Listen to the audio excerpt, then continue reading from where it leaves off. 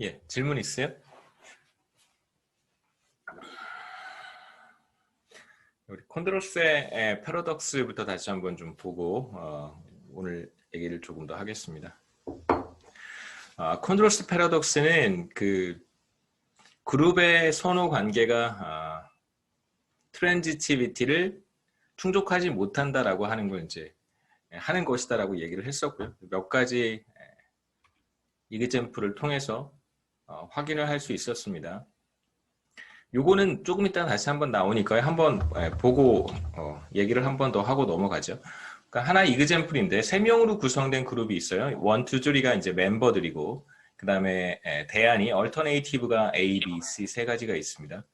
과반수 룰로 이제 그룹의 초이스를 찾는 건데 세 사람의 선호 순서는 프리퍼런스 오더링은 멤버 1이 A, B, C, 멤버 2는 BCA, 멤버 3는 CAB 이런 형태를 갖는다고 한번 해보죠.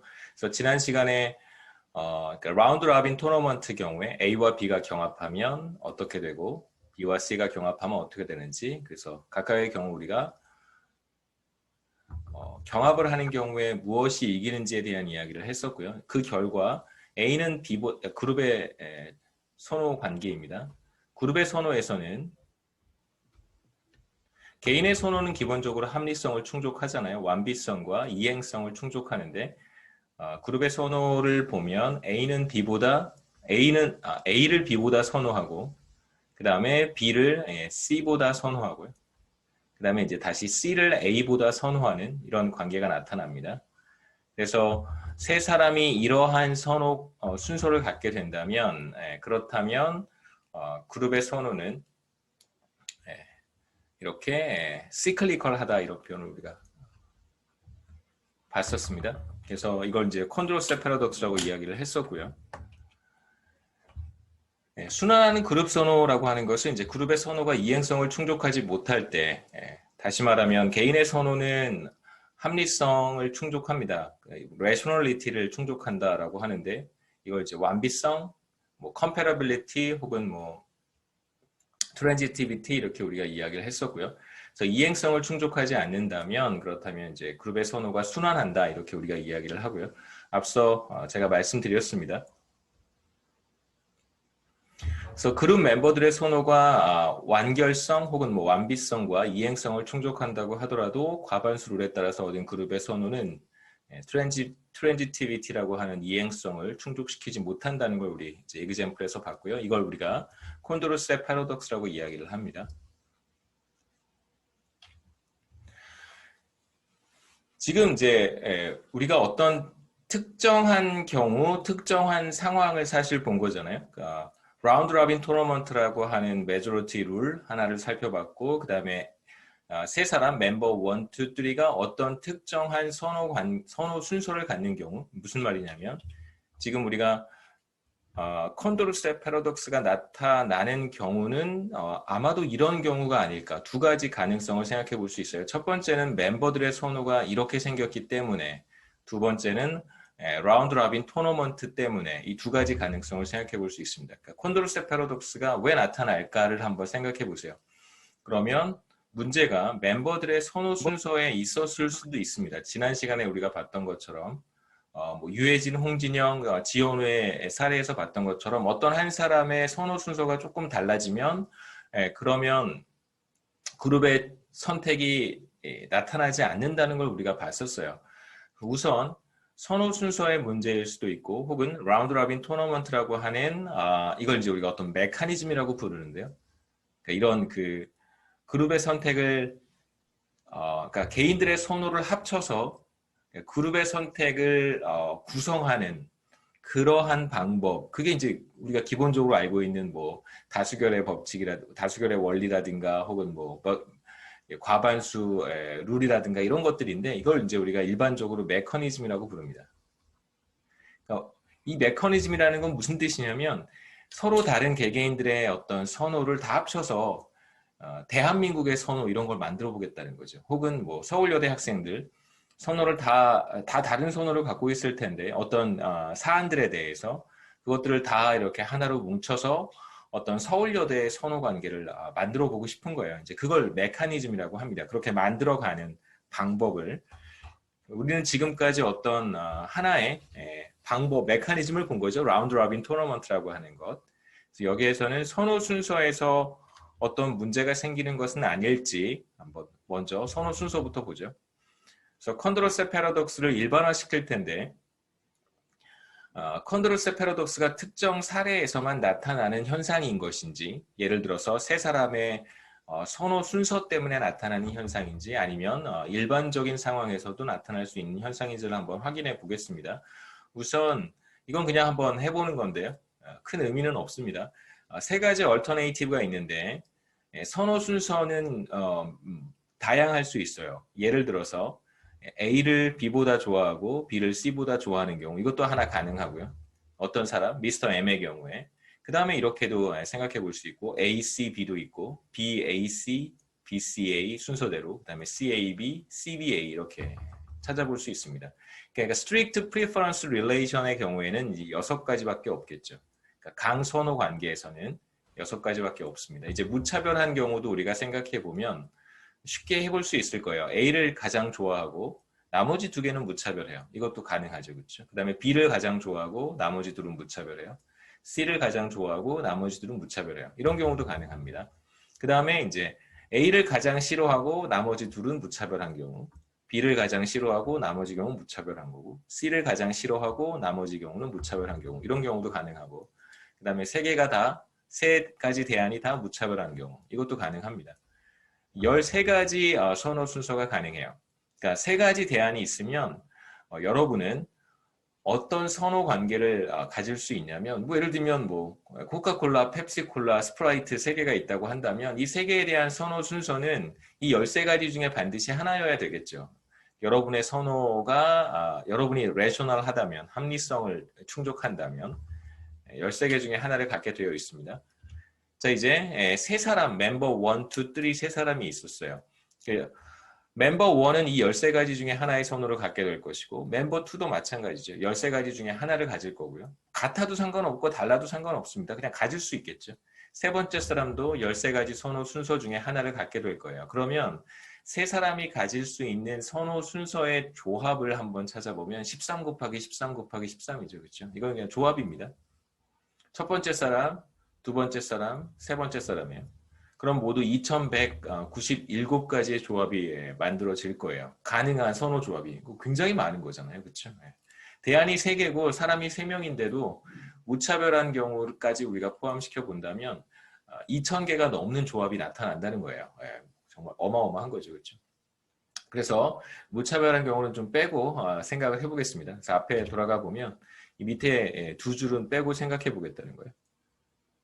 너무 많으니까 뭐 이유는 단순합니다. 너무 많아서. 그러면 3가지 대안에 대해서 어떤 사람이 가질 수 있는 선호 관계라고 하는 것은 이렇게 6가지로 정리가 될 수 있겠죠. 이 6가지는 어떻게 찾은 거냐면 이거 퍼뮤테이션입니다. 순열인지 조합인지는 잘 모르겠고요. 이거 퍼뮤테이션이에요. 계산하는 방법은 지금 3가지 얼터네이티브가 있으니까 3 팩토리얼로 계산하면 되죠. 3 곱하기 2 곱하기 1 이렇게 계산합니다. 그러니까 무차별한 경우를 제외하면 대안의 개수가 주어져 있을 때 어떤 사람이 가질 수 있는 선호 순서는 이렇게 퍼뮤테이션으로 계산할 수 있어요. 그러니까 팩토리얼로. 만약에 대안이 4가지라고 한다면 24가지의 선호 순서가 존재할 수 있겠죠. 그 중에 하나를 갖는 거예요. 어떤 사람은.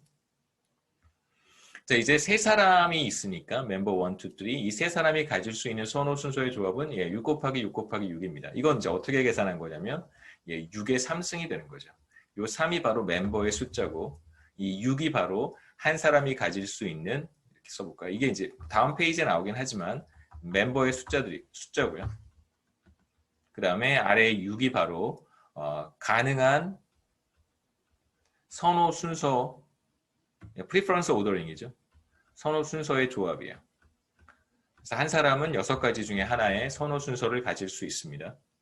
가능한 경우가 216가지로 한 10분의 1 정도로 줄어들죠. 훨씬 좋습니다. 2197개랑 비교하면 무차별한 경우를 제외하면 많이 줄어들어요. 자, 이제 선호 순서의 조합은 잠시 잊어버리고 그 그룹의 선호가 순환하는 경우를 생각해 보려고 하는데 우선 우리가 조금 전에 봤던 이그젬플이 뭐였었냐면 다시 한번 돌아가 보겠습니다. 세 사람이 처음 시작할 때 얘기했던 세 사람이 이러한 선호 순서를 갖고 있는 거죠. 이런 선호 순서를 갖고 있습니다. 그럴 때 라운드 로빈 토너먼트를 해봤더니 그룹 선호가 순환한다는 걸 발견했어요. 그래서 순환하는 그룹 선호는 이런 모습을 갖습니다. 그래서 요거에 한번 초점을 맞춰보세요. 순환하는 그룹 선호가 어떻게 생겼는지 A, B, C, A 이렇게 돌아가죠. 그러니까 그룹 선호가 순환한다면, 그러니까 콘도로스의 역설이 나타난다면 그룹 선호는 어떠해야 될까를 한번 생각해 보자는 거예요. 콘도로스의 역설이 나타나려면 세 사람의 선호 순서는 어떻게 생겨야 할까는 이제 그 다음 퀘스천이고, 예, 이거부터 한번 생각해 보세요. 콘도로스의 역설이 나타난다는 것은 그룹의 선호 순서가 어때야 될까라고 하는 거예요. 그 다음에 이제 세 사람의 선호 순서로 넘어가겠습니다. 이거 두 번째 퀘스천이고요. 제가 말씀드린 첫 번째 퀘스천은 그룹의 선호가 순환한다면, 그러니까 콘도로스의 역설이 나타난다면, 그렇다면 그룹 선호가 어때야 될까?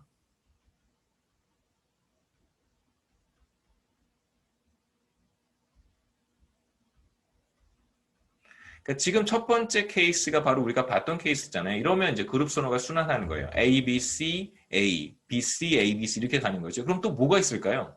만들어 보는 거죠. 그렇죠? 생각해 보는 거예요. 그래서 이거 사실 저도 고백하는 거지만 저도 이걸 초이스 디오리는 잘 못해요.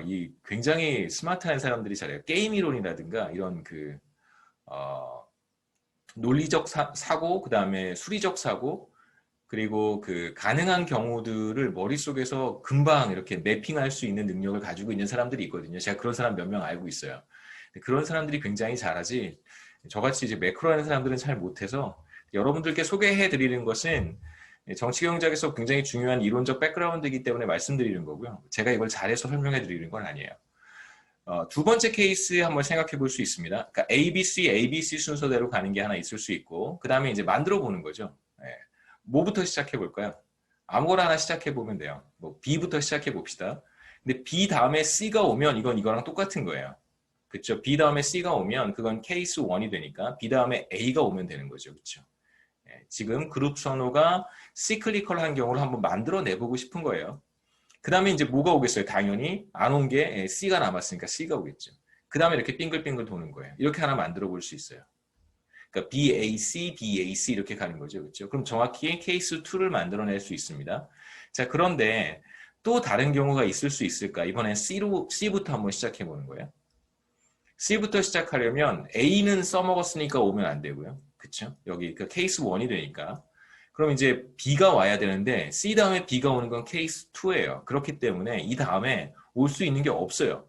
그러니까 그룹 선호가 시클리컬하다면 가능한 두 가지 경우는 이거밖에 없는 거예요. 이해가 되시죠? 그러니까 그룹 선호가 순환한다라고 했을 때 가능한 경우는 이 두 가지밖에 없습니다. 다른 걸 만들어낼 수는 없어요. 자, 이제 여기에서 출발하는 거예요. 뭐 이제 얼터네이티브가 지금 세 개이기 때문에 이렇게 간단하게 두 가지를 찾을 수 있지만 네 개가 되면 더 복잡해지겠죠. 그런 건 여러분 안 하셔도 돼요. 우리의 관심사가 아니에요.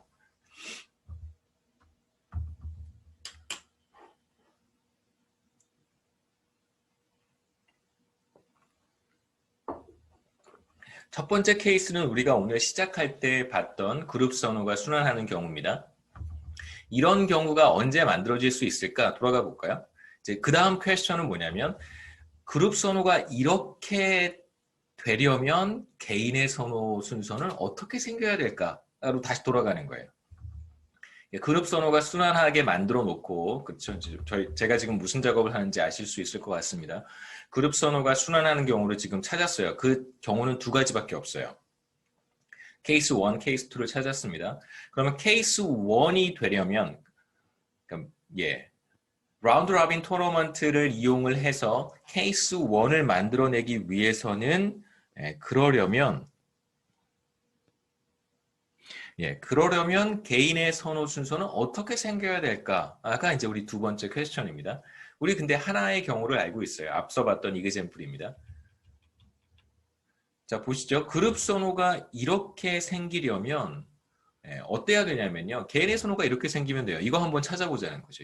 이걸 찾아보자는 거예요. 그룹 선호를 순환하게 그러니까 그룹 선호가 순환하게 되는 개인의 선호 순서는 어떨까? 어떤 개인의 선호 순서가 어떻게 생겼을 때 그룹의 선호가 순환하게 될까? 이게 이제 우리의 두 번째 질문인 거예요. 우리가 하나 봤으니까 여기서부터 시작하면 되겠죠, 그렇죠? 자, 우리가 봤던 이그젬플 다시 여기 제가 정리를 했습니다. 첫 번째 케이스 그룹 선호가 순환하는 경우, 시클리컬한 경우에는 이제 이런 경우고요. 그 다음에 이제 앞서 봤던 이그젬플이 멤버 1은 선호 순서가 A, B, C, 멤버 2는 B, C, A, 멤버 3는 C, A, B예요. 다음 슬라이드에서 제가 다시 말씀드리겠지만 뭐 여하튼 그룹의 선호는 이렇게 된다는 거 우리가 앞서 시작할 때 확인을 했고요. 그룹의 선호는 순환합니다. 이 경우에 잘 보시면 멤버 1, 멤버 2, 멤버 3의 선호 순서를 한번 잘 보세요. 잘 보시면 멤버 1이 가장 좋아하는 것은 A, 멤버 2가 가장 좋아하는 것은 B, 멤버 3가 가장 좋아하는 것은 C예요. 가장 좋아하는 것이 겹치지 않아요. 다 다르죠. 가장 좋아하는 게 다 다르고 두 번째 좋아하는 걸 한번 보죠. 두 번째 좋아하는 것 멤버 1은 B, 멤버 2는 C, 멤버 3는 A예요. 그러니까 두 번째로 좋아하는 차선 세컨 베스트도 세 사람이 다 달라요. 그 다음에 가장 싫어하는 거 멤버 1은 C, 멤버 1은 A, 멤버 2는 A, 멤버 3는 B예요. 그러니까 가장 싫어하는 것도 세 사람이 다 달라요. 그러니까 지금 우리가 여기서 확인할 수 있는 것은 하나의 클루라고 할 수 있는데 선호 순서가 어떻게 생겼는지는 사실 잘 모르겠지만 가장 좋아하는 것도 다 다르고 두 번째로 좋아하는 것도 다 다르고 가장 싫어하는 것도 다 다르면 그러면 그룹의 선호가 라운드 로빈 토너먼트를 적용했을 때 그룹의 선호가 순환할 수 있겠구나라는 생각을 해볼 수 있겠죠. 그래서 여기 제가 말씀드렸던 내용입니다. 선호 순서의 특징은 서로 겹치는 게 없어요. 서로 중복되는 게 없습니다. 자, 이제 이걸 조금 일반화시켜 볼 텐데 우선 멤버 1의 선호 순서 A, B, C를 A라고 부르고요. 그냥 대문자 캐피탈 A라고 부르고 멤버 2의 선호 순서를 캐피탈 B라고 불러요. 그러니까 멤버 1의 선호 순서는 6가지 중에 하나예요. 우리 6가지 선호 순서가 뭐였었냐면 A, B, C를 좋아하든가 A, C, B의 순서로 좋아하든가 B, C, A 순서로 좋아하든가 이런 경우를 6가지를 우리가 만들어냈잖아요. 3 팩토리얼이라고 제가 얘기했던 바로 그거예요. C, B, A 6가지가 가능해요. 이렇게 어떤 사람의 선호 순서는 3가지 대안에 대해서 이 6가지 중에 하나를 반드시 가져야 된단 말이에요. 그런데 이제 멤버 1은 A, B, C 이 선호 순서를 갖고 있는 것이고 6가지 가능성 중에 이걸 이제 A라고 부르겠다는 거고요. 그 다음에 이제 B, C, A라고 하는 선호 순서는 6가지 중에 이제 여기 있습니다. 이걸 이제 우리가 B라고 부르겠다는 것이고 대문자 B. 그 다음에 이제 멤버 3의 선호 순서는 여기 있습니다. 6가지 중에 하나. 이걸 갖고 있는 거예요. 이걸 이제 캐피탈 C라고 부르죠. 라지 C라고 부르죠. 근데 퀘스천은 뭐냐면 지금 멤버 1은 A, 멤버 2는 B, 멤버 3는 대문자 C의 선호 순서를 갖고 있는데 이게 만약에 바뀐다면 멤버 1은 B를 갖고 예를 들어서 멤버 2는 A를 갖고 이렇게 선호 순서가 서로 바뀐다면 결과가 달라질까? 달라지지 않겠죠. 그러니까 이런 경우를 생각해 보는 거예요. 멤버 1의 선호 순서는 여전히 이건데 멤버 2와 멤버 3의 선호 순서가 바뀌었어요. 멤버 2는 멤버 3의 선호 순서를 갖게 되었고 멤버 3는 멤버 2의 선호 순서를 갖게 된 거예요. 그렇다고 해서 결과가 달라질까요? 달라지지 않겠죠. 그렇죠? 이건 뭐 그냥 쉽게 생각해 볼 수 있습니다. 멤버 2가 멤버 3로 행세를 하든 멤버 3가 멤버 2처럼 행세를 하던 결과는 달라지지 않아요. 달라지지 않는다는 거 확인해 볼 수, 이거 확인 안 해도 달라지지 않는다는 거 금방 알 수 있죠. 그러면 이제 우리가 어떤 결론을 내릴 수 있냐면 세 사람이 뭐 상관없이 항상 세 사람이 A, B, C 3가지의 선호 순서를 그냥 나눠서 갖고 있기만 하면 그러면 콘드로스의 패러독스가 나타나는 거예요. 그룹의 선호가 순환하는 것입니다. 한 사람은 A를 갖고 또 한 사람은 B를 갖고 또 한 사람은 C를 가지면 돼요. 한 사람은 A를 갖고 또 한 사람은 B를 갖고 또 한 사람은 C를 갖는 경우의 수도 6가지겠죠. 그렇죠? 정리를 해봤습니다. 우리가 지금 봤던 하나의 경우는 A, B, C의 경우예요. 그 다음에 이제 선호 순서가 바뀌어도 결과가 달라지지 않는다고 하는 것은 이제 A, C, B에서 우리가 앞서 슬라이드에서 확인을 했습니다. 자, 그럼 B, A, C도 달라지지 않겠죠, 그렇죠? 네. 그 다음에 B, C, A도 달라지지 않고 C, A, B도 달라지지 않고 다 달라지지 않아요. 6가지 경우에 대해서 라운드 라빈 토너먼트를 적용했을 때 그룹의 선호를 우리가 찾아본다면 여전히 순환하겠죠, 그렇죠?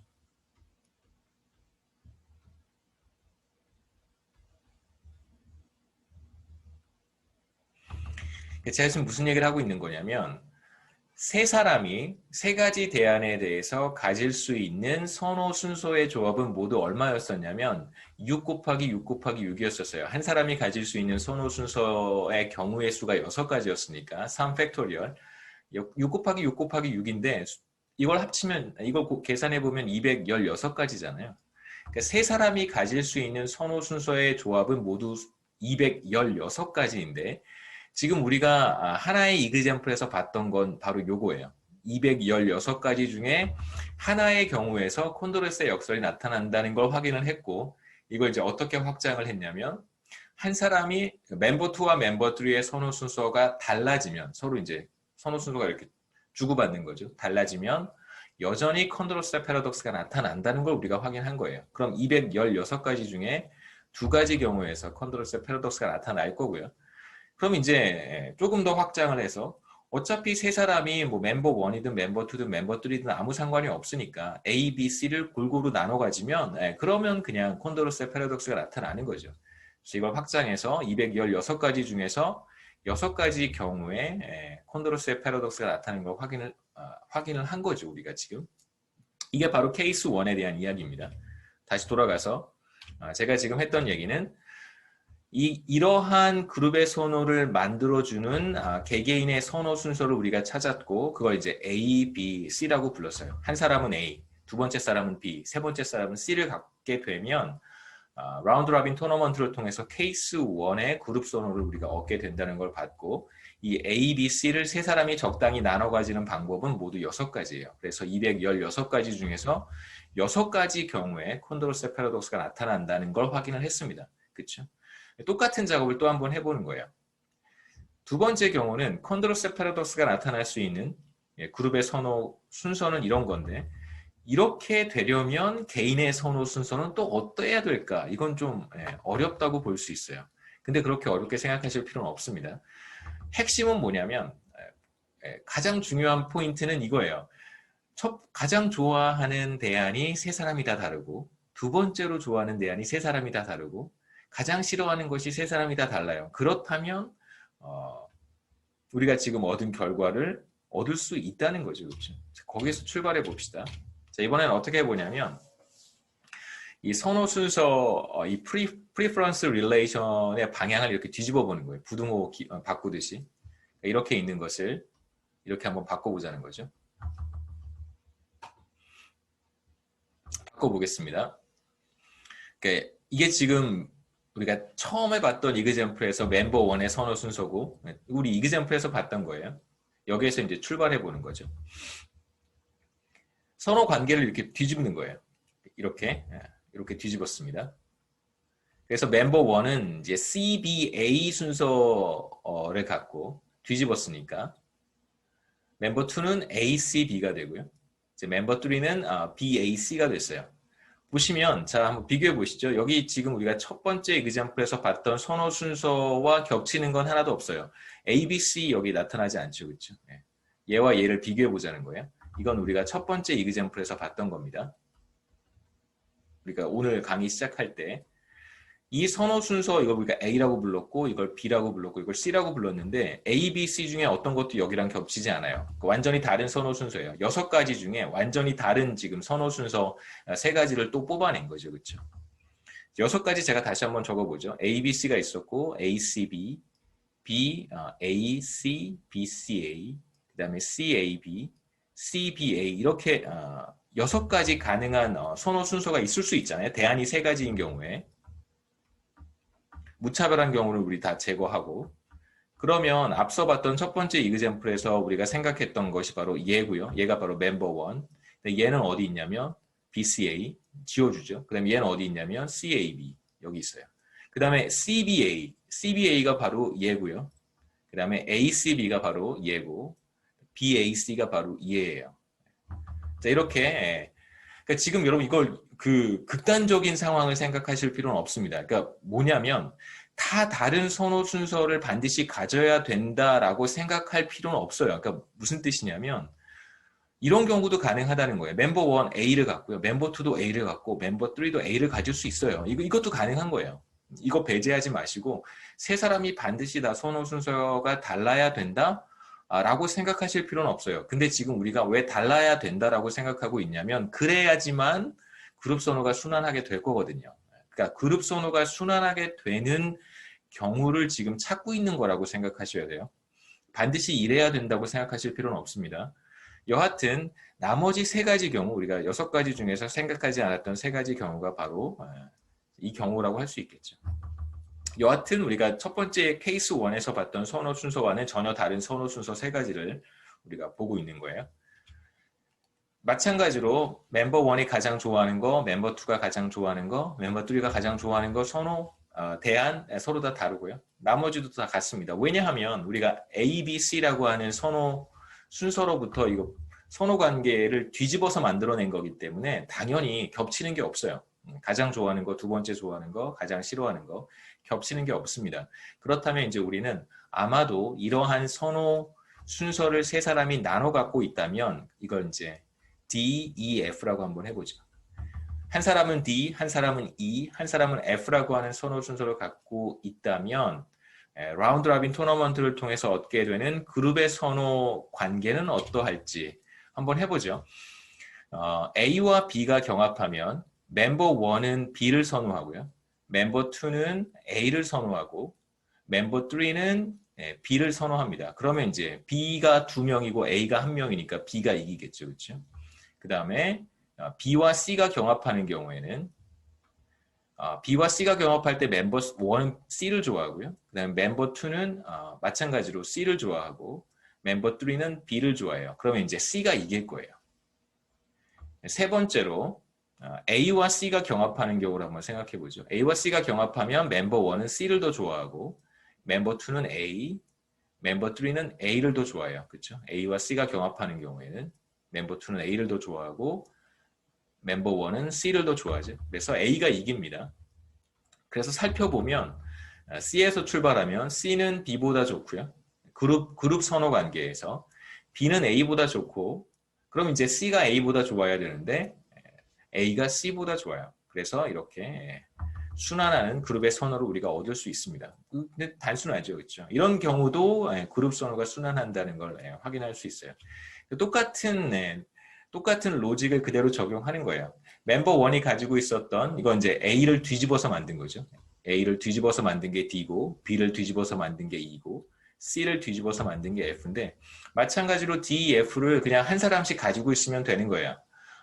반드시 멤버 1이 D를 가져야 되고 멤버 2가 E를 가져야 되고 멤버 3가 F를 가져야 될 필요는 없습니다.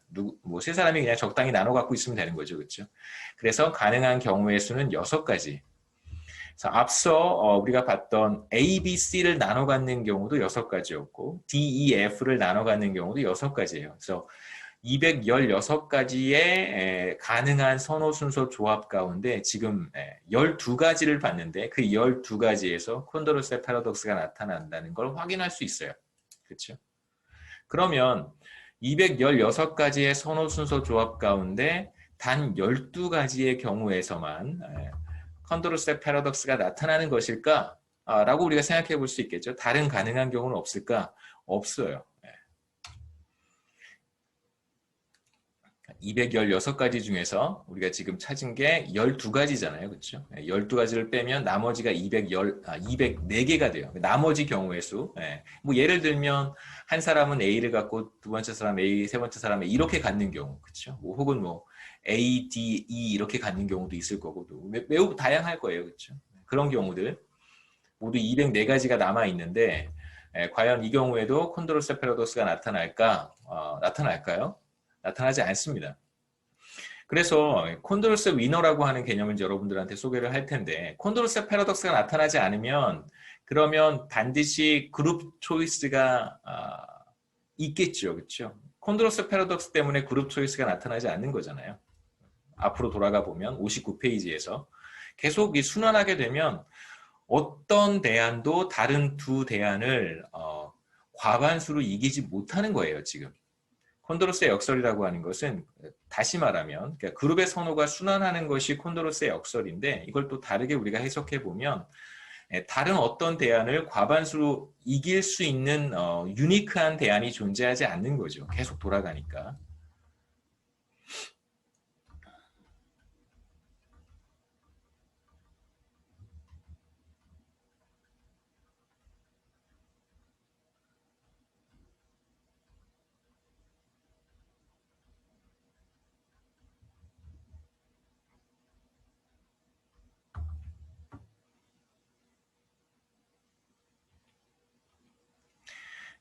그래서 다른 이제 모든 대안들과 1대1로 경쟁을 했을 때 과반수를 획득할 수 있는 대안을 우리가 콘드로스의 위너라고 부릅니다.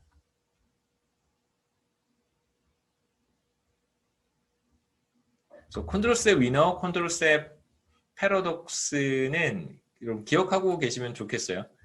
이걸 이제 어떤 책에서는 옛날 책에서는 이 콩도르세라고 이제 뭐 부르기도 했었어요. 콩도르세. 아마 이게 저기 그 프랑스 사람인가 그런 것 같아요. 제 얼핏 기억에 정확히 기억은 안 나는데.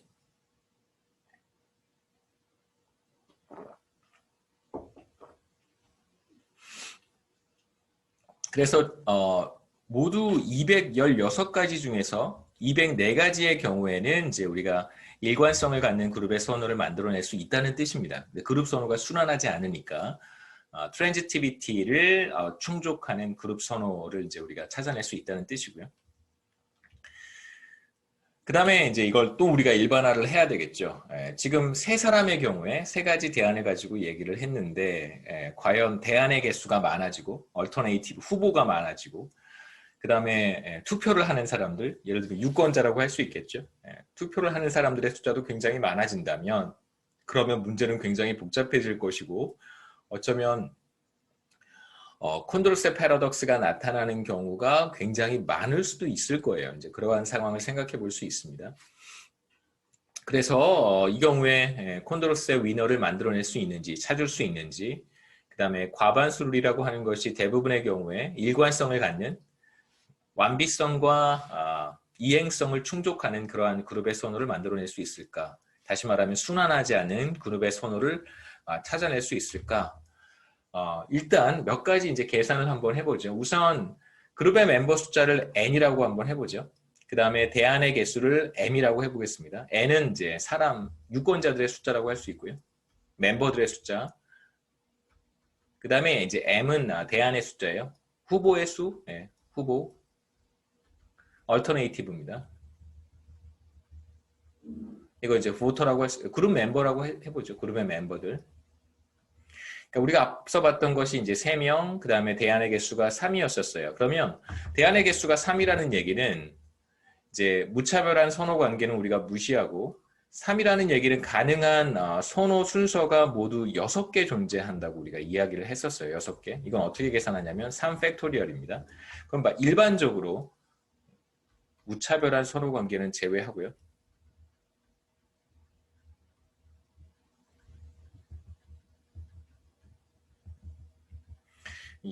3팩토리얼로 만들어낼 수 있겠죠. 그럼 이제 후보의 수가 m이라고 한다면 이렇게 일반적으로 쓸 수 있습니다. m 팩토리얼. 그렇죠? 열이면 10팩토리얼이 될 것이고 그 다음에 이제 유권자의 숫자가 3사람이라면 가능한 선호 순서의 조합은 첫 번째 사람이 3팩토리얼, 두 번째 사람이 3팩토리얼, 세 번째 사람이 3팩토리얼이니까 바로 3팩토리얼에 3승해서 이제 세 사람이 가질 수 있는 가능한 선호 순서의 조합을 우리가 계산할 수 있어요. 이거 일반적으로 일반화시키면 되겠죠. 만약에 n명이면 이렇게 쓰면 되겠죠.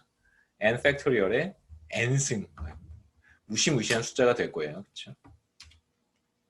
네, 이렇게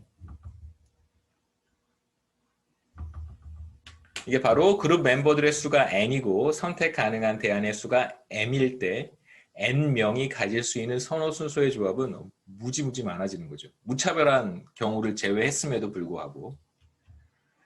자, 이제 새로운 그 확률을 하나 정의를 해볼 텐데요. 뭐 그렇게 여러분 중요하지는 않습니다. 우리가 뭐 그냥 제가 계산할 것도 아니고 어떤 확률인데요. 그러니까 뭐 멤버들의 숫자가 n으로 주어져 있고 그 다음에 선택 가능한 조합의 숫자가 m이라고 했을 때 그러면 이제 n명의 유권자들이 n명의 후보에 대해서 갖는 선호 순서의 조합들이 쫙 있을 거 아니겠어요? 그렇죠? 어떤 사람들은 같은 선호 순서를 가지고 있을 수도 있고 어떤 사람들은 전혀 다른 선호 순서를 가지고 있을 수 있어요. 굉장히 다양할 거예요.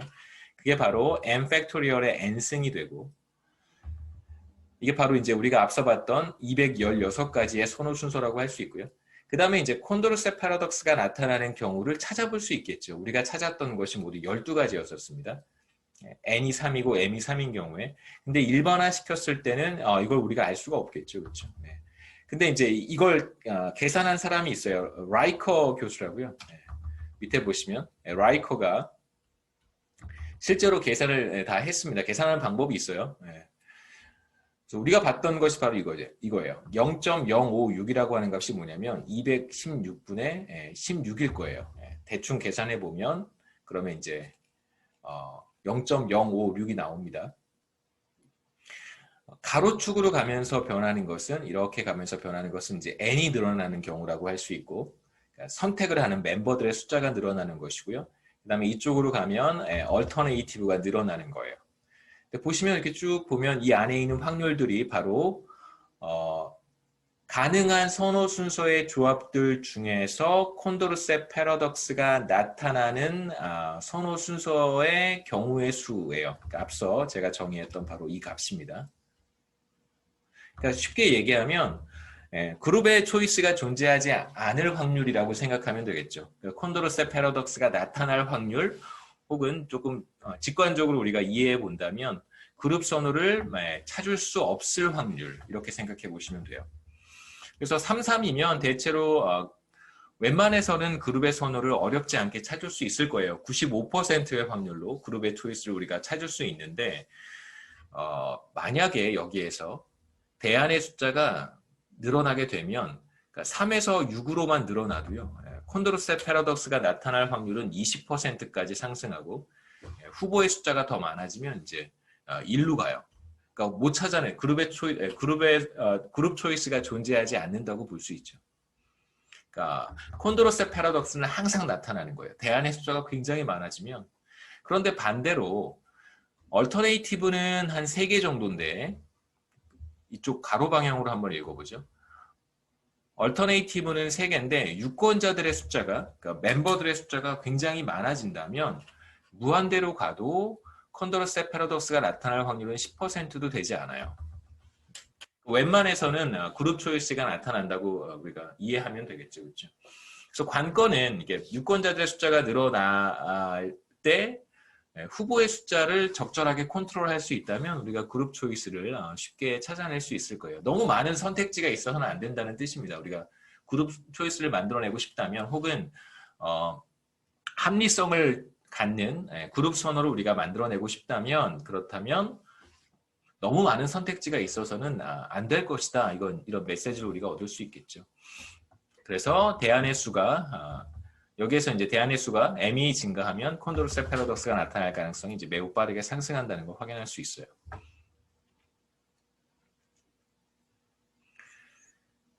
그 다음에 이제 몇 가지 베리에이션 우리가 라운드 로빈 토너먼트에 대한 이야기를 좀 많이 했는데 과연 라운드 로빈 토너먼트 그러니까 과반수 룰이라고 하는 것은 정말 문제가 없는 것일까? 보시죠. 선택 가능한 대안의 수가 많지 않다면 과반수 룰을 사용하는 것은 별 문제가 되지는 않아요. 우리가 라운드 로빈 토너먼트에서 봤던 것처럼. 근데 이제 선택 가능한 대안의 수가 많아질 때 과반수 룰을 사용하게 되면 이제 일관성이 결여된 그룹의 선택, 다시 말하면 트랜지티비티가 성립하지 않는 것이죠. 콘도르세 패러독스가 나타날 가능성이 높아진다는 뜻입니다. 선택 가능한 대안들이 너무 많아서 콘도르세 위너를 찾는 것이 어려울 때 그래도 과반수 룰을 사용하는 것이 좋을까? 이제 과반수 룰, 그러니까 메커니즘에 대한 이야기를 잠깐 좀 해보려고 해요. 이렇게 메커니즘에 대한 이야기입니다.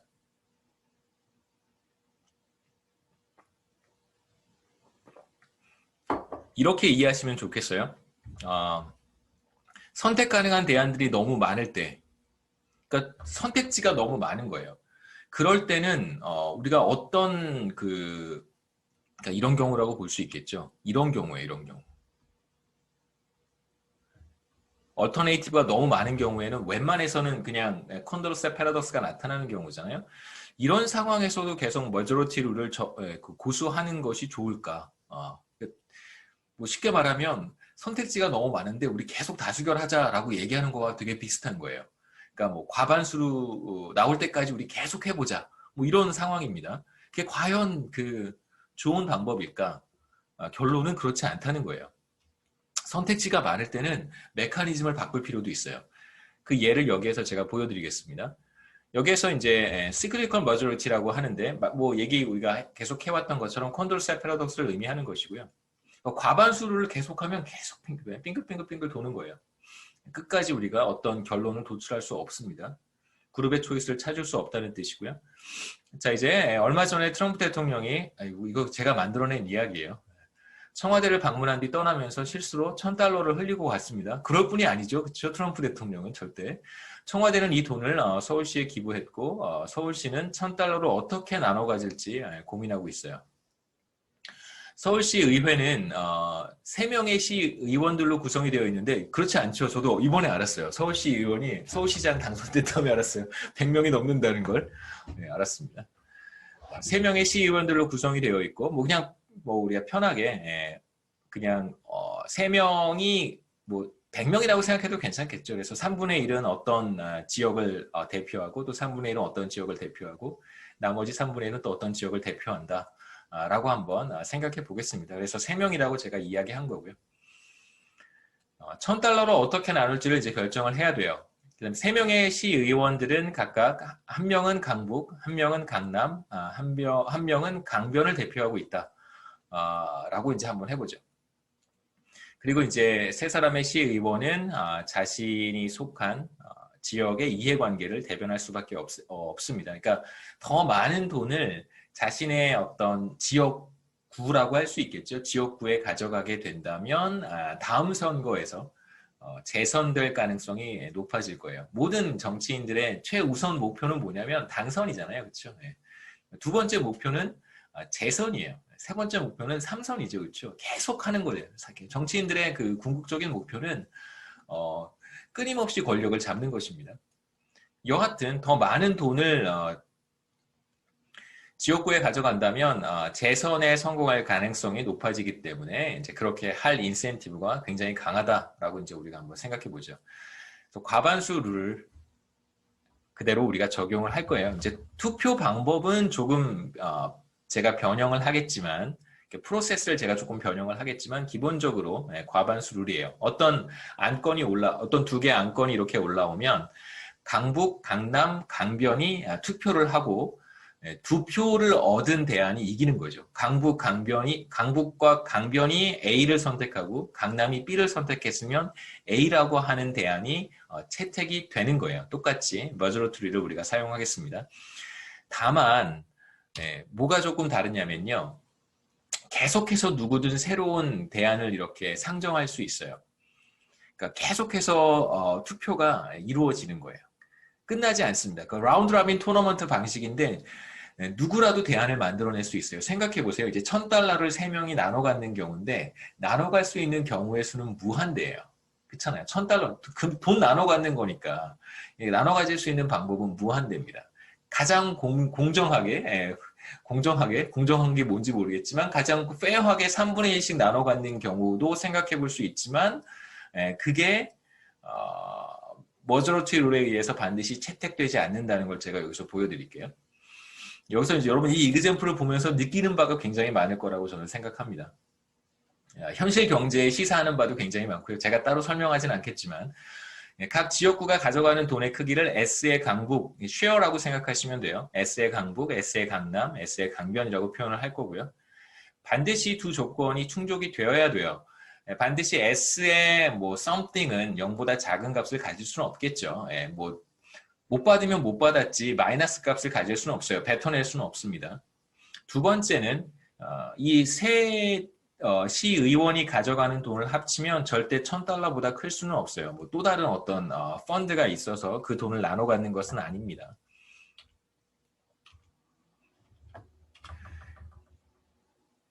각자 가장 선호하는 배분은 무엇일까?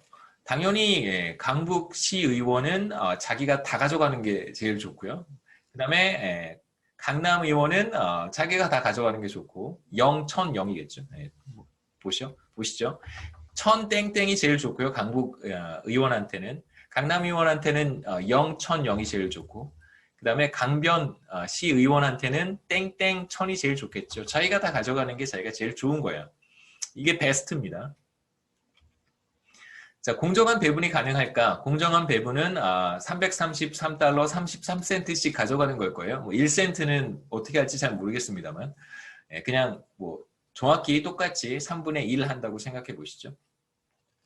세 의원 가운데 한 사람이 이제 이런 fair라고 하는 대안을 제시를 했어요. 이걸 제가 fair라고 부르겠습니다. 이러한 배분을 allocation을 이제 fair라고 부르겠다는 거죠. 자, fair 첫 번째 상황은 뭐냐면 fair라고 하는 그 allocation이 일단 이제 상정이 됐어요. 그럼 이제 그것과 그 경합하는 또 다른 대안을 누군가 이제 상정을 해야 되잖아요. 강북 의원이 North라고 하는 대안을 상정을 했습니다. North는 뭐냐면 앞이 첫 번째 숫자가 강북이고요. 두 번째가 강남이고 세 번째가 강변이에요. 그러니까 강북하고 강남이 똑같이 500씩 나눠 갖고 강변한테는 주지 않는 거예요. 그러니까 이러한 대안을 강북 의원이 그러니까 뭐 강남 의원하고 이렇게 속닥속닥해서 이러한 안건을 이렇게 상정할 수 있겠죠. 상정을 해서 이제 라운드 로빈 토너먼트를 하는 거예요. 둘이 경합을 해서 과반수 룰에 따라 채택되는 안건, 그러니까 이기는 안건을 우리가 채택하자라고 하는 것입니다. 그럼 보세요. 강북, 강남 모두 어떤 대안을 더 좋아하냐면 $333 33센트를 갖는 것보다 당연히 $500씩 둘이 나눠 갖는 게 훨씬 좋겠죠. 그렇죠? 네, 그러면 강북과 강남은 노스를 선택할 것이고 강변만 한 푼도 못 가져가는 것보다는 $333를 가져가는 것이 좋으니까 강변은 페어를 선택하게 됩니다. 결국 뭐가 이기냐면 노스가 이겨요. 당연하겠죠. 그렇죠? 네. 여기서 끝나는 게 아니고 투표는 여기서 끝나지 않고요. 그럼 또 누군가가 또 다른 대안을 제시할 수 있어요. 그러니까 지금 우리가 해야 되는 작업은 콘도로스의 위너를 찾는 건데 누구든 새로운 대안을 제시할 수 있고 콘도로스의 위너라고 하는 것은 1대1로 경합을 했을 때 다른 모든 걸 다 꺾어야 되는 거잖아요. 다른 모든 대안들을 다 꺾을 수 있는 더미넌트한 어떤 얼로케이션이 존재하는지를 우리가 찾아보고 싶은 거예요. 두 번째 상황은 이번에는 이제 페어가 상정이 된 상태에서 강남과 강변이 둘이 이렇게 모의를 해서 우리끼리 나눠 갖자라고 하는 안건을 상정을 했습니다. 그럼 당연히 사우스가 이기겠죠. 아까와 똑같습니다. 세 번째 상황은 이번에는 강북과 강변이 둘이 쏙닥쏙닥해서 500씩 나눠 갖는 경우예요. 이 경우도 당연히 리버사이드라고 하는 대안이 이길 거예요. 페어는 절대 이길 수가 없습니다. 둘이 담합을 해서 반씩 나눠 갖기로 하면 절대 페어라고 하는 걸 이길 수가 없어요. 그리고 페어의 의미는 이제 아시겠죠, 그렇죠? 그래서 과반수에 따르면 공정한 배분인 페어는 항상 다른 대안에 밀릴 수밖에 없기 때문에 왜냐하면 두 사람이 반반씩 나눠 먹게 하면 되는 거잖아요. 연대해서 균등한 배분은 실현될 수 없습니다.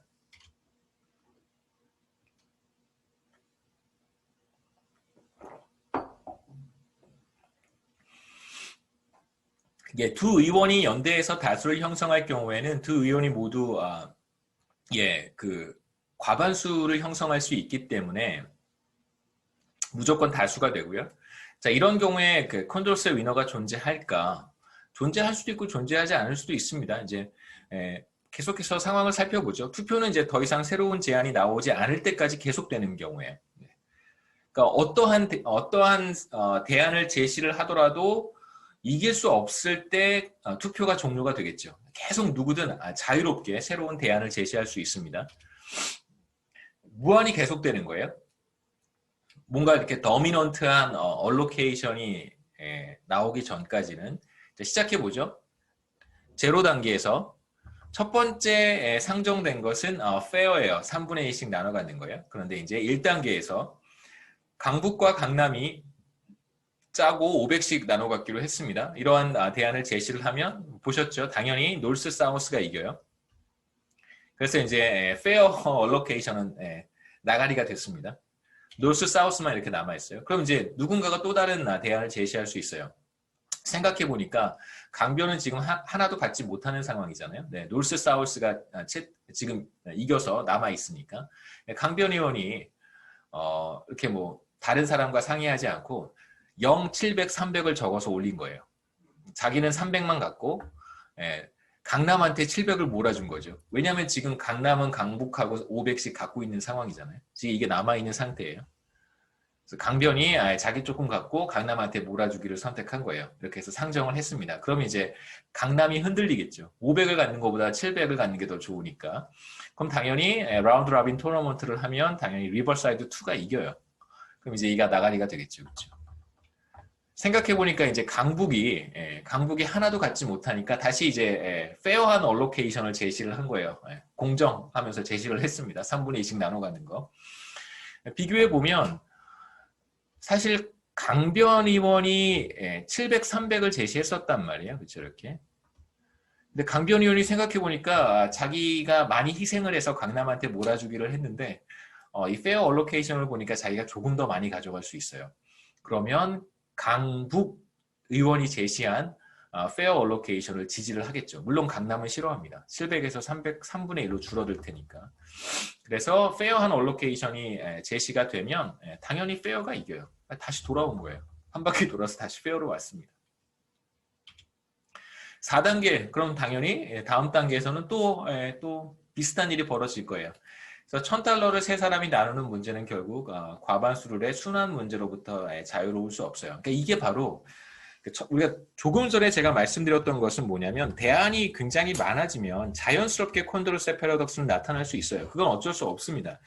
그런데 문제가 대안의 개수에만 있는 것이 아니고 머저리티 룰 자체에도 한계가 있을 수 있다는 걸 여기서 이제 여러분 보셨으면 좋겠어요. 그러니까 대안의 숫자가 굉장히 많을 때, 그러니까 $1000를 나눠 갖는 문제는 이건 정말 무한대잖아요. 나눠 갖는 경우의 수가 무한대예요. 그런 경우에 계속해서 과반수 룰을 고수하게 되면 그러면 이 순환의 문제로부터 자유로울 수가 없습니다. 그래서 이걸 이제 우리가 과반수 룰의 순환 문제라고 이제 부르기도 하고요. 뭐 cyclical majority라고 부르기도 합니다. 그러니까 다른 메커니즘을 선택하는 것이 이제 좋은 거예요.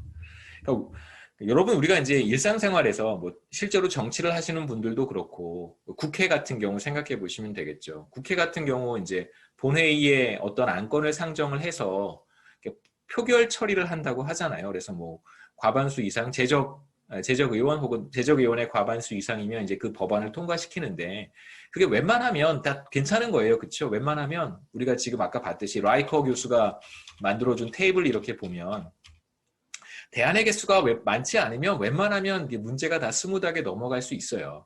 그런데 문제가 생길 수 있는 경우도 굉장히 많은 거죠. 왜냐하면 어떤 법안이 이런 법안이라면 어떤 법안이 이런 법안이라면 문제가 심각해지는 거예요.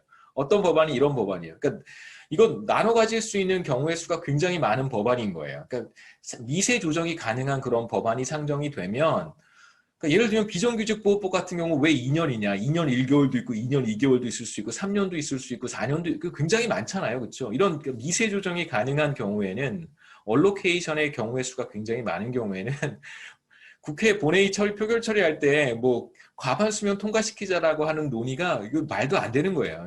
이건 그냥 상식이잖아요, 상식. 이건 상식이에요. 시클리컬 머저리티는 상식이에요. 그 보고 있으면 이제 우리는 그냥 웃는 거죠, 그렇죠? 저렇게 하시면 안 되는데 왜 저렇게 하시지라고 생각하는 거죠, 그렇죠? 그 다음에 이제 더 웃긴 거는 거기에 막 목숨을 거는 국회의원들이 존재한다는 거야. 막 이렇게 소화기 막 뿌리고 그렇죠, 국회에서 소화기 막 이렇게 막 뿌리고 이런 분들도 계시고 밀었다고 막 쓰러지고 기절하시는 분도 있고. 왜 그러냐면 기본적으로 그게 시클리컬 머저리티 때문에 그렇다고 여러분 생각하시면 돼요. 깊게 생각할 필요 없어요. 초이스가 굉장히 많은 거예요. 그러니까 다른 메커니즘을 생각해야 돼요. 그러니까 국회에서 다른 메커니즘을 생각해 볼 수 없잖아요. 그냥 표결 처리해서 끝나는 건데 다른 메커니즘이 뭐가 있겠어요. 다른 메커니즘은 없어요. 사실. 그럼 어떻게 해야 되냐면 우리가 여기서 나중에 보겠지만 계속해서 디베이트를 해야 되는 거예요. 계속해서 논의하고 토론하고 그래서 가능한 초이스들을 없애야 되는 거예요. 예, 많이 배제하고 결과적으로 한두 개, 세 가지만 남겨서 표결 처리를 해야 되는 것이지 그러니까 법안을 이렇게 조정할 수 있는 여지가 굉장히 많으면 그건 분란의 소지가 있고 문제의 소지가 있는 것입니다. 자, 이제 우리가 보려고 하는 건 쓸데없는 얘기고요. 우리가 보려고 하는 것은 그룹 초이스, 머저리티 룰, 에로우의 불가능성 정리입니다. 여기서 보고 싶은 건 에로우의 정리예요. 지금까지 했던 이야기들을 간단하게 여기 2페이지로 제가 정리를 했습니다. 한번 쭉 보시면 우리가 에로우의 정리까지 오기 위해서 사실 굉장히 많은 이야기들을 했는데 왜 그런 얘기들을 했는지 좀 생각해 보실 수 있을 것 같아요. 네. 그래서 마지막 요것만 한번 보죠. 이제 과반수 투표를 통해서 합리적인 개개인들의 선호를 그룹의 선호로 바꿀 때 그룹의 선호가 일관성을 갖지 않는 이유는 이제 과반수 투표 때문인가? 뭐 그럴 수도 있고 아닐 수도 있어요. 그렇죠? 그럴 수도 있고 아닐 수도 있다는 게 사실 이제 우리가 생각해 봐야 될 문제고요. 그리고 이제 여기서 보겠지만 웬만해선 문제가 생기지 않을 수가 없어요. 웬만해선 문제가 생기게 되어 있어요. 그룹 선호의 비일관성이라고 하는 문제, 콘드로스 패러독스는 라운드 라빈 토너먼트의 문제 때문일까? 그렇지는 않습니다. 자, 이제 케네트 에로우라고 하는 경제학자인데요. 이론 경제학자고 저는 개인적으로 굉장히 존경하는 경제학자인데요. 이 사람이 했던 업적이 여러 가지가 있습니다. 유명한 게 후생 경제학의 제1정리, 제2정리를 증명한 사람이고요. 후생경제학의 제1정리, 제2정리. 후생경제학의 제1정리 뭔지 아시죠? 경쟁균형은 파레토 이피션트하다. 그러니까 아담 스미스의 보이지 않는 손을 이론으로 정립한 사람이 케네트 에로우예요. 그러니까 애덤 스미스는 그냥 보이지 않는 손 얘기만 했는데 직관적으로 그게 시장 경제의 자원 배분을 가장 효율적으로 만들어줄 수 있는 메커니즘이라고 생각을 했었는데 그걸 수학으로 증명한 사람이 케네트 에로우입니다.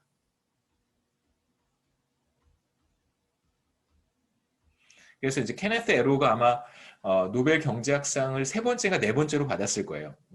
그 다음에 제1정리, 제2정리, 그 다음에 일반 균형에 대한 이런 것도 했고요.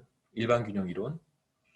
나중에 이제 일반 균형 이론이 거시경제학의 굉장히 중요한 파운데이션이 돼요. 그러니까 케네트 에로우는 사실 거시경제학을 한 사람이 아니고 이론 경제학자인데 거시경제학의 매우 중요한 파운데이션 같은 것들을 많이 제공을 한 사람이기도 합니다. 그 다음에 이제 여기서 우리가 보려고 하는 에로우의 불가능성 정리 이 한 서너 가지 업적을 인정을 받아서 이거 대단한 거예요. 경제학에서 정말 대단한 겁니다. 업적을 인정받아서 노벨 경제학상을 받았고요. 지금 우리가 보려고 하는 것이 바로 에로우의 불가능성 정리입니다.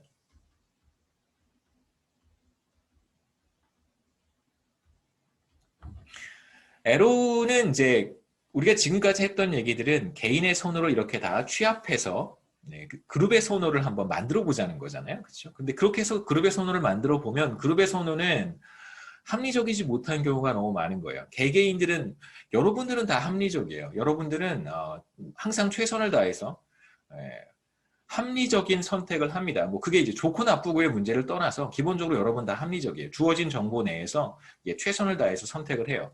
그런데 그러한 선호 관계들을 다 취합을 해서 그룹의 선호를 만들어 놓으면 그룹의 선호는 이상한 거예요. 합리적이지 못하다고 우리가 얘기할 수 있는 것입니다.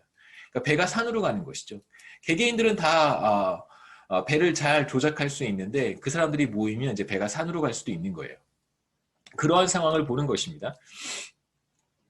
그래서 왜 그러한 현상이 나타날까? 그러한 현상이 과연 항상 나타나는 것일까?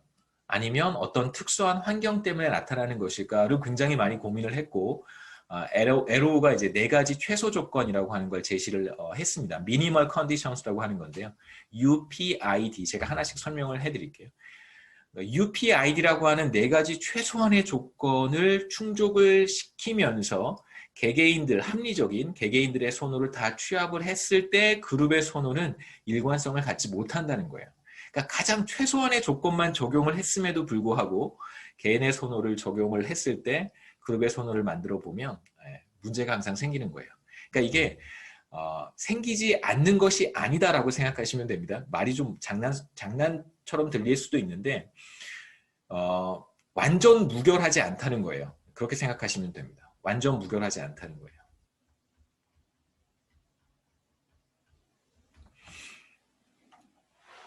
그러니까 항상 오류가 있다는 것이죠. 그러니까 네 가지 미니멀 컨디션이 무엇이고 그 다음에 케네스 에로우의 불가능성 정리가 의미하는 것이 무엇인지 다시 한번 보도록 하겠습니다. 이 불가능성 정리는 그냥 여러분 이해하고 계시면 돼요. 그러니까 이게 이런 개념이구나. 그래서 뭐 민주주의 사회에서 우리가 살고 있는 합리적인 개인들로 구성되어 있는 사회에서 경제학자들의 시각은 그렇잖아요. 우리는 모든 사람들이 합리적이에요. 여러분도 합리적이고 우리 모두 다 합리적이에요. 최선을 다하는 사람들이에요. 다만 최선을 다하지 못했을 때는 뭐가 문제냐면 그 사람이 최선을 다하지 않았다고 생각하지 않고 그 사람에게 어떤 정보가 부족하거나 혹은 모르고 있었던 어떤 부분이 있거나 뭐 이런 것들 어떤 프릭션 때문에 나타난다고 생각을 하지 다르게 생각하지는 않습니다. 첫 번째 가정은 모두 N명으로 구성되어 있는 그룹을 우리가 생각해 볼 것이고 그 다음에 이제 대안의 개수는 모두 M개 그 다음에 이제 그룹에 속해 있는 모든 사람들은 M가지의 이렇게 많은 대안들에 대해서 선호 순서를 갖고 있고요.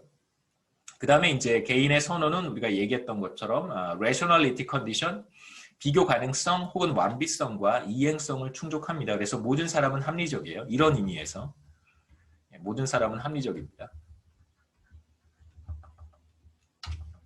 네 가지 최소 조건을 이제 하나씩 볼 텐데 첫 번째가 유니버셜 도메인이고요. 유니버셜 도메인이라고 하는 것은 그냥 간단하게 생각해 보면 여러 가지 대안에 대해서 어떠한 선호 순서든 가질 수 있잖아요. 우리가 세 가지 경우에 A, B, C의 경우에 모두 13가지 선호 순서가 있다는 걸 봤고 우리가 좀 분석을 쉽게 하기 위해서 그 중에 몇 가지 무차별한 선호 순서는 선호 관계는 제외하고 6가지 경우만 봤었습니다만 각각의 대안에 대해서 사람들은 어떠한 선호 순서를 가질 수 있어요. 그러니까 유니버셜 도메인이라고 하는 것은 우리가 여기서 무차별한 선호는 배제했었잖아요. 근데 그런 짓을 하지 않겠다는 거예요. 그러니까 특정한 선호 순서를 배제하지 않겠다는 거예요. 가능한 선호 순서를 다 고려하겠다는 것입니다. 이거는 맞는 말이죠. 그렇죠? 이건 뭐 우리가 웬만해서는 채택할 수 있는 그러니까 당연한 조건이에요. 당연한 조건이죠. 그렇죠? 세 가지 대안을 제시했는데 짜장면 먹을래, 짬뽕 먹을래, 볶음밥 먹을래 했는데 뭐 다 똑같아요. 나한테는 똑같은 만족을 주는 메뉴예요. 그러면 모르겠는데요 라고 말할 수도 있는 거예요. 똑같으면. 똑같다 라고 말할 수도 있는 거예요. 그러한 선호 관계를 선호 순서를 우리가 배제하지 않겠다는 것입니다. 이건 당연한 거예요. 그 다음에 두 번째는 파레토 최적 혹은 파레토 옵티멀리티 혹은 유네네밀이라고 이제 부르는데 만장일치라고 부르는데 이건 이제 이렇게 생각하시면 됩니다. 서울여대 학생들이 있어요. 우리 학교 학생들 다 한번 생각해 보시죠. 모든 구성원들입니다. 구성원들이 모두 다 유해진을 차승원보다 좋아해요. 다 좋아해요. 그러면 그룹의 선택이 어떻게 되어야 될까요?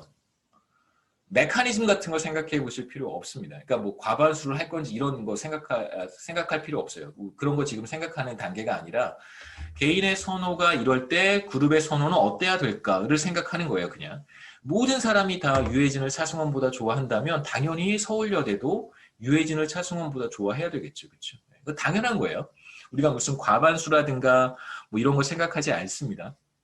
그 다음에 두 번째는 무차별한 경우도 배제하지 않았으니까 서울여대의 모든 학생들이 우리 학교 학생들이 유해진과 차승원을 똑같이 생각해요. 똑같이 좋아요. 무차별합니다. 그렇다면 서울여대의 선호도 유해진과 차승원이 무차별해야 되겠죠. 모든 사람들이 그렇게 생각하면 그룹의 선호도 그래야 된다는 거예요. 그래서 그룹의 모든 멤버들이 똑같은 선호를 갖고 있다면 그룹의 선호가 멤버들 전체의 선호와 다르게 표출되어서는 안 된다는 게 바로 만장일치, 뭐 퍼레토 옵티멀리티 뭐 이런 의미로 생각하시면 됩니다. 이것도 당연한 거죠, 그렇죠? 당연한 거예요. 세 번째는 컨디션 I라고 해서 이건 이제 무관한 대안으로부터의 독립, Independence of Irrelevant Alternatives라고 하는데요. 이런 경우를 한번 생각해 보겠습니다. 차승원, 유해진, 손호준이 있어요. 어떤 학생들은 차승원보다 유해진을 더 좋아할 수 있고 어떤 학생들은 제가 이 이그젬플을 만들 때 그 뭐죠? 이게 뭐죠? 삼시세끼였었어요. 삼시세끼였는데 이거 만들 때 조금 이 시리즈가 오래 가지 않으면 어떡하지라는 생각을 했는데 다행히 시리즈가 굉장히 오래 가서 지금도 써먹을 수 있는 거예요. 시리즈가 그때 끝났었으면 아마 못 써먹었을 거예요. 어떤 학생들은 반대로 차승원보다 유해진을 더 좋아할 수도 있습니다. 그런데 그룹의 선호를 봤더니 이렇게 나왔다라고 한번 해보죠. 여러분 그 과반수 룰이라든가 이런 거 생각하실 필요 없어요. 라운드 라빈 토너먼트 이런 거 아직 생각하는 단계가 아닙니다. 어떤 사람들은 유해진, 차승원이라고 얘기를 했고 어떤 사람들은 차승원, 유해진이라고 얘기를 했을 거예요. 그렇죠? 그런데 그룹의 선호는 봤더니 유해진, 차승원이 됐어요. 자, 이제 이렇게 말한 사람들, 유해진이 차승원보다 좋다라고 말한 사람들한테, 그렇죠? 이런 사람들한테 손호준은 어떤가요? 라고 물어봤어요. 여러분 뭐라고 생각하시겠어요? 우리 최윤경, 손호준은 어떤가요? 어디에 오나요? 여기 와요? 여기에 와요? 여기에 와요?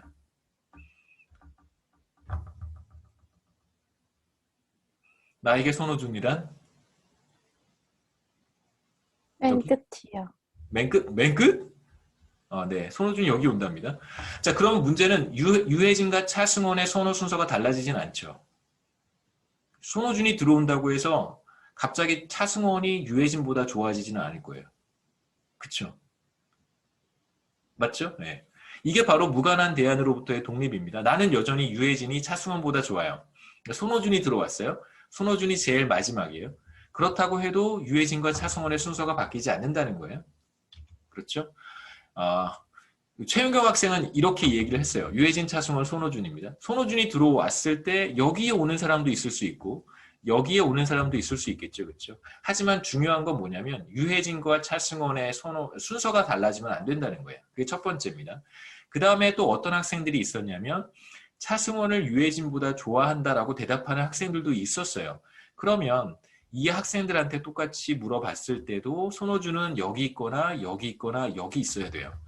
여기서 중요한 건 손호준의 위치가 아니라 차승원과 유해진의 순서가 달라지면 안 된다는 거예요. 당연하겠죠. 그렇죠? 이건 당연한 거예요. 새로운 대안이 들어왔는데 짜장면, 짬뽕 갖고 고민을 하고 있었어요. 짜장면이 짬뽕보다 좋은데 갑자기 볶음밥이 들어왔습니다. 새로운 메뉴가 들어왔어요. 그렇다고 해서 짬뽕이 짜장면보다 갑자기 좋아져서는 안 된다는 거예요. 세 번째는 이러한 결론이 동일하게 그룹의 선택에도 영향을 미쳐서는 안 된다는 거예요. 그 그룹의 초이스는 뭐였었냐면 유해진이 차승원보다 좋다는 건데 손호준이 들어와서 이 둘이 달라지면 안 되겠죠. 그렇죠? 네, 당연한 거예요. 근데 당연하지 않은 이그젬플을 제가 하나 보여드리겠습니다. 그러니까 보다 카운트라고 하는 투표 방식이 있는데 이 투표 방식은 이거 어떤 하나의 메커니즘이에요. 이 어떤 머저리티 룰과 비슷한 메커니즘인데 이 메커니즘은 무관한 대안으로부터의 독립이 성립하지 않아요. 그러니까 새로운 대안이 하나 들어왔는데 그것 때문에 그룹의 선택이 달라지는 현상이 나타납니다. 한번 보시죠. 보다 카운트는 어떤 거냐면 이제 X, Y, G에 대한 선호 순서가 제 선호 순서가 만약에 이렇다면 이제 X는 1점, Y는 2점, G는 3점 이렇게 점수를 부여하는 거예요. 그래서 각 사람마다 이렇게 선호 순서가 다 있겠죠. 그러면 이제 점수를 부여해서 합산을 해가지고 그룹의 선호를 만들어내는 방식입니다. 보시죠. 첫 번째 멤버와 두 번째 멤버가 있습니다. 멤버 1의 선호 순서는 이렇고요. X, G, Y고 멤버 2의 선호 순서는 Y, X, G예요. 그러면 멤버 1은 이제 X가 1점, G가 2점, Y가 3점이고요. 멤버 2의 선호 순서는 Y, X, G니까 Y가 1점, X가 2점, G가 3점 이렇게 이제 점수를 부여한 거죠. 그 다음에 이제 점수를 합산하는 거예요. 모든 멤버들의 점수를 다 합산해버리면 되는 거예요. 자, 그럼 멤버 1은 X의 1점, 그 다음에 Y의 3점, G의 2점이니까 1, 3, 2가 되고요. 뭐 이렇게 점수를 적어내는 거여도 상관없어요. 점수를 적어냈다고 생각하시면 더 현실적이겠죠. 멤버 2는 X가 2점, Y가 1점, G가 3점이에요. 그래서 2, 1, 3이 되겠죠. 그래서 뭐 지금 우리는 두 사람의 경우만 생각하지만 사람들이 많으면 그냥 이거 점수 다 합산하면 되는 거예요. 이렇게 합산을 합니다. 그럼 X는 몇 점을 받냐면 3점, Y는 4점, G는 5점을 받았어요. 그렇죠? 그래서 그룹의 선택은 뭐가 되냐면 그룹의 선택은 가장 점수가 낮은 X가 되겠죠. 점수가 낮은 게 그룹의 선택이 되는 거예요. 왜냐하면 가장 선호하는 거에 가장 낮은 점수를 부여했기 때문에 가장 낮은 점수가 그룹의 선택이 됩니다. 이제 G라고 하는 것이 이제 우리가 아까 봤던 손호준이에요. 손호준. G가 손호준입니다. 그럼 X, Y 첫 번째 멤버는 X를 Y보다 선호하고 두 번째 멤버는 이제 Y를 X보다 선호해요. 자, 이러한 선호 관계에서 G가 들어온다고 해서 멤버 1과 멤버 2의 선호 순서는 달라지지 않습니다. 여전히 X를 Y보다 좋아하고요. 멤버 1은. 멤버 2는 여전히 Y를 X보다 좋아해요. 그래서 우리가 앞서 봤던 이 두 가지 문제는 발생하지 않겠죠. 개인의 선호 순서는 달라지지 않아요. 이제 우리가 확인해 봐야 되는 것은 그렇다면 과연 그룹의 선호 관계는 달라질 것인가? 자, 무관한 대안으로부터의 독립이라고 하는 것은 G가 어디에 위치하든 상관이 없어야 됩니다. 자, 이제 G의 위치가 이렇게 달라졌어요. 아까 첫 번째 사람의 경우에는 G가 가운데 있었는데 이렇게 바깥쪽으로 왔고 두 번째 사람의 경우에는 바깥쪽에 마지막에 있었는데 가운데로 왔습니다. 그렇다고 하더라도 X와 Y의 그 선호 순서는 달라지지 않았죠. 첫 번째 사람과 두 번째 사람이. 자, 이 경우에 G의 위치가 달라졌을 때 과연 그룹의 선호 순서는 어떻게 달라지는지 여전히 X가 가장 낮은 점수를 받게 될지 아니면 결과가 달라질지 확인해 보죠. 멤버 1의 선호 순서는 이렇고요. 그래서 X 1점, Y 2점, G 3점이고 멤버 2는 Y가 1점, G가 2점, X가 3점이에요. 그래서 1, 2, 3으로 표현하면 되고 이 경우에는 3, 1, 2라고 쓰면 되겠죠. 그렇죠? 1등이 Y고 2등이 G고 3등이 X니까요.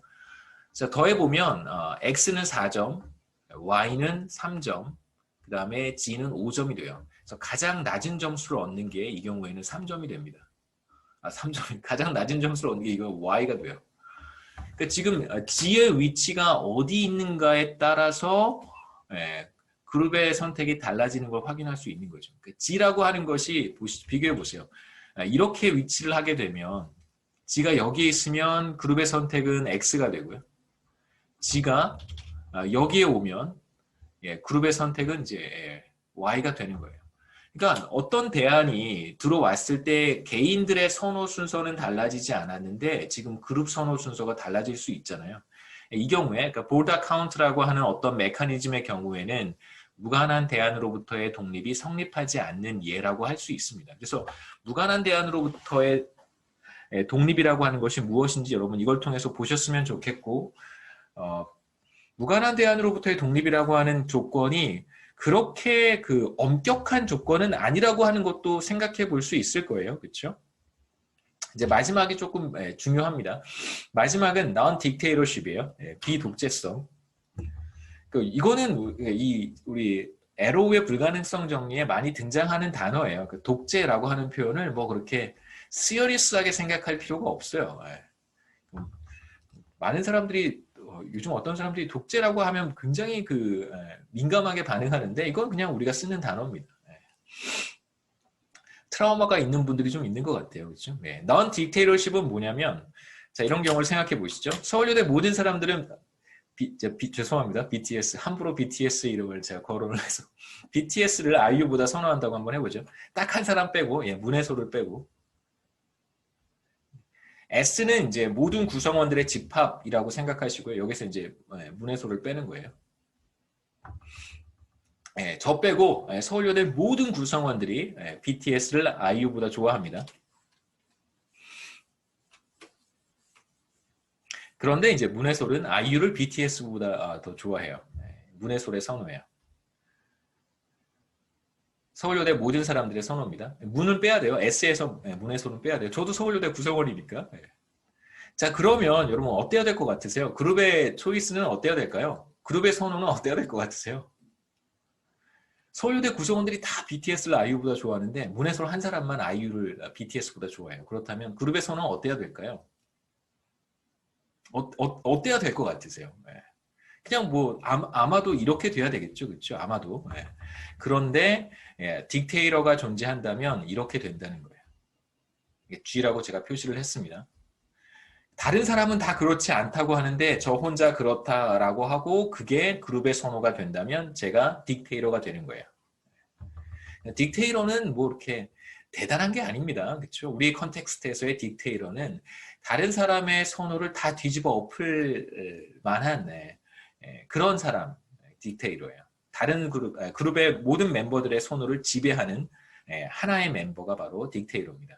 그러니까 이러한 딕테이터가 존재하지 않아야 한다라는 게 네 번째 미니멀 컨디션이에요. 이것도 make sense 하겠죠, 그렇죠?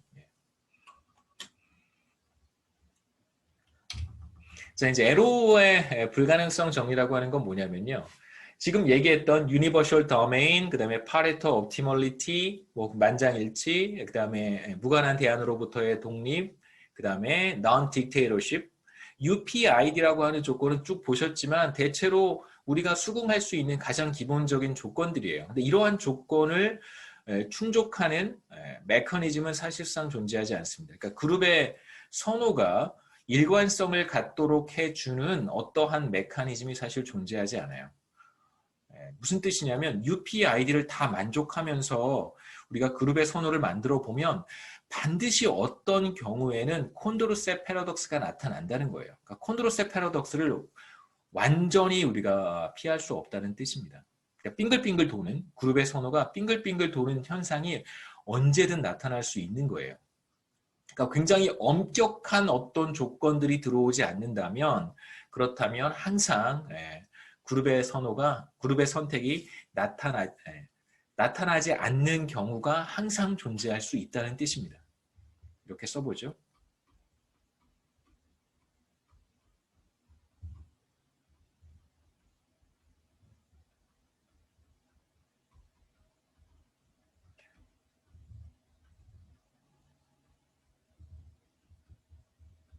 그러니까 이렇게 생각하시면 돼요. 그러니까 에로의 불가능성 정리라고 하는 것이 그룹의 선호가 항상 합리적이지 못하다 이렇게 이해하시면 안 되고요. 비합리성이라고 하는 게 언제든 나타날 수 있다 이렇게 생각하셔야 돼요. 그러니까 그룹의 선택이 나타날 수도 있고 나타나지 않을 수도 있는데 나타나지 않는 경우가 항상 있는 거예요. 그러니까 항상 이러한 가능성을 우리가 피할 수 없다는 뜻입니다. 그래서 에로 정리의 중요한 뭐 임플리케이션이라고 하면 이게 이렇게 생각해 볼 수 있어요. 합리적인 사회와 권력의 집중 사이에는 이제 엄청난 트레이드오프가 있다. 이렇게 한번 정리해 볼 수 있습니다. 이게 무슨 뜻이냐면 우리가 유니버셜 도메인 같은 경우 우리가 특정한 어떤 선호 순서를 배제하지 않는다는 것이고 파레토 옵티멀리티라고 하는 것은 모든 사람이 그렇다라고 하면 당연히 그룹의 선택도 그래야 되는 거잖아요. 그렇죠? 이것도 뭐 메이크 센스 합니다. 그 다음에 무관한 대안으로부터의 독립, 새로운 대안이 들어왔는데 모든 사람들의 선호 순서가 달라지지 않았어요. 그럼 당연히 그 무관한 대안이 들어왔을 때 그룹의 선호 순서도 달라지면 안 되겠죠. 그러니까 UPI는 대체로 우리가 웬만해서는 이렇게 좀 뭐 바꾸기 어려운 조건들이라고 할 수 있어요. 근데 딕테이터십 생각을 해보면 딕테이터십, 난 딕테이터십이라고 하는 게 뭐냐면 다른 사람들은 다 아니라고 하는데 어떤 한 사람이 나타나서 그렇다라고 하면 그게 바로 그룹의 선택이 되는 거잖아요. 그게 바로 권력의 집중이라고 할 수 있습니다. 그러니까 딕테이터십이라고 생각하시면 돼요. 그럼 뭐 진짜 무슨 독재 국가 이런 개념이 아니고요. 그러니까 다른 모든 사람들의 시간이 넘었죠. 예, 여기까지 하겠습니다. 우리 15분까지 아니에요? 네, 죄송합니다. 여기까지 하겠습니다. 질문 있으세요? 아, 이렇게 오래 간지 몰랐어요.